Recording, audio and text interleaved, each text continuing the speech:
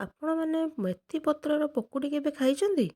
ତ ଖାଇନାହାନ୍ତି ଯଦି ଥରେ ଟ୍ରାଏ କରନ୍ତୁ। ଚାଲନ୍ତୁ ଦେଖିବା ରେସିପି। ମୁଁ ଏଠି ନେଇଛି ମେଥି ଶାଗ, ଯେଉଁଟା ଇଣ୍ଟର ସିଜନରେ ମିଳେ। ମେଥି ଶାଗ ଆପଣ କରନ୍ତି ତ ମେଥି ଶାଗକୁ ନେଇକି ମୁଁ ଏଠି ଭଲସେ ଧୋଇ ଦେଉଛି। ଧୋଇକି ତାକୁ ଟିକ୍ ଟିକ୍ କରି କାଟି ଦେଇଛି। ସେଥିରେ ଦେଇଦେଇଛି କିଛି କଟା ପିଆଜ ଆଉ କିଛି କଞ୍ଚା ଲଙ୍କା, ସେଥିରେ କିଛି ବେସନ। ମୁଁ 3 ଚାମଚ ବେସନ ଏଠି ନେଇଛି।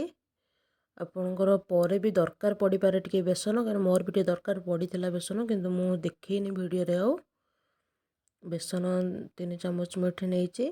ସେଥିରେ ଦେଇଦେଇଛି କିଛି ଲଙ୍କା ଜିରା ଗୁଣ୍ଡି ଆଉ କିଛି ଜୁଆଣିକୁ ମୁଁ କ୍ରସ୍ କରିକି ଦେଇଦେଇଛି। ସେଥିରେ ଦେଇଦେଇଛି ସ୍ୱାଦ ଅନୁସାରେ ଲୁଣ ଆଉ ଭୃସଙ୍ଗ ପତ୍ର ଦେଇକି ତାକୁ ଟିକେ ଟିକେ ହାଲକା ପାଣି ଦେଇକି ତାକୁ ଗୋଳେଇବା। ବେଶୀ ପାଣି ଦେବେନି, ଟିକେ ଟିକେ କରି ଗୋଳେଇବେ। ଯଦି ବେସନ ବି ଟିକେ ଦରକାର ପଡ଼େ ପରେ ଦେଇଦେବେ।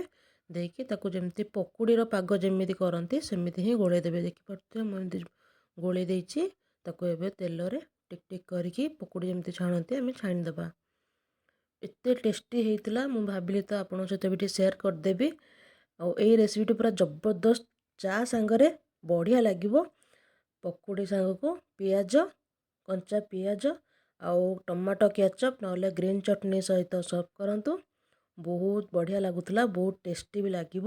ଆଉ ମେଥି ପତ୍ର ତ ଆପଣମାନେ ଜାଣିଛନ୍ତି ଦେହ ପାଇଁ ବହୁତ ଭଲ।